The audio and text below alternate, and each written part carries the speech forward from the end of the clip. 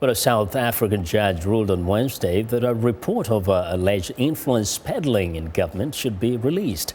The action follows President Jacob Zuma's move to drop a court bid to delay its publication. Meanwhile, on the streets of Pretoria, thousands of people marched against Zuma. Police fired stun grenades and used water cannons to disperse the demonstrators who had marched to the Union buildings, the seat of government where Zuma's offices are located. The protesters carried "Zuma must go" posters. The report by the public prosecutor, constitutionally mandated anti-graft official, examines allegations of corruption that have triggered the biggest crisis of Zuma's presidency, costing him support within the ruling party.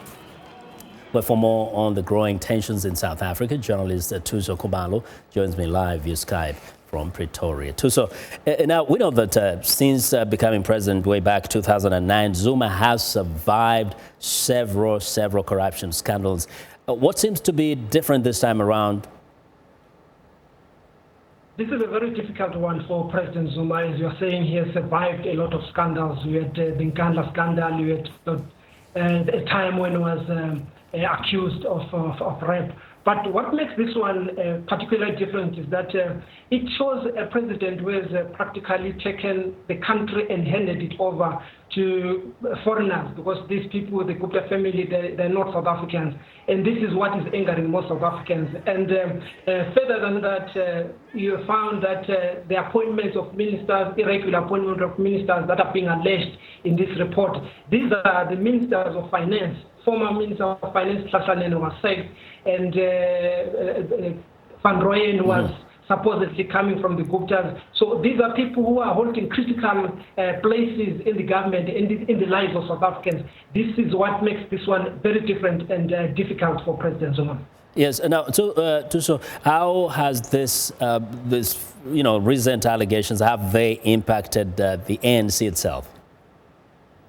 The ANC is very divided because of these allegations. We have heard the big guns from the ANC. In fact, we had the chief whip of the party in parliament saying everybody should step down, including President Zuma and the executive committee of the party, because they failed the nation. He cited a number of things where the party has failed, especially when you look at this report. You have a lot of ANC senior members. You have got Fetchment who said, I was promised millions of rands by the Guptas when President Zuma was in another room. And you had the deputy minister, who is also an ANC member, deputy minister of finance, Jonas, saying, I was promised up to 600 million rands if I agreed to take over former finance minister Tlatlhanene's post and play along with the Guptas. So you have an ANC that is now very divided. Senior ANC members, even the veterans, coming out saying, no, this cannot happen under our watch.